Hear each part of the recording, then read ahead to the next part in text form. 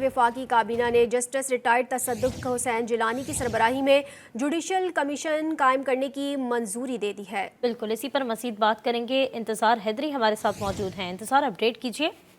ہاں جی بالکل، وفاقی کابینہ نے جسٹس ریٹائرڈ تصدق حسین جیلانی کی سربراہی میں جوڈیشل کمیشن قائم کرنے کی منظوری دی ہے۔ انکوائری کمیشن اسلام آباد ہائی کورٹ کے 6 ججز کے الزامات کی تحقیقات کرے گا۔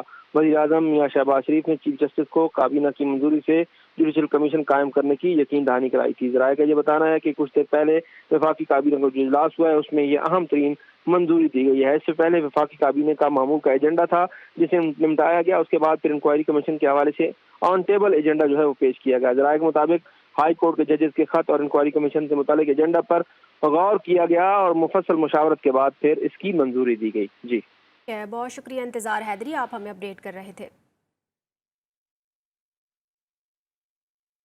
وفاقی کابینہ نے جسٹس ریٹائرڈ تصدق حسین جیلانی کی سربراہی میں جوڈیشل کمیشن قائم کرنے کی منظوری دے دی ہے۔ بالکل، اسی پر مزید بات کریں گے۔ انتصار حیدری ہمارے ساتھ موجود ہیں۔ انتصار، اپڈیٹ کیجیے۔ ہاں جی بالکل، وفاقی کابینہ نے جسٹس ریٹائرڈ تصدق حسین جیلانی کی سربراہی میں جوڈیشل کمیشن قائم کرنے کی منظوری دی ہے۔ انکوائری کمیشن اسلام آباد ہائی کورٹ کے 6 ججز کے الزامات کی تحقیقات کرے گا۔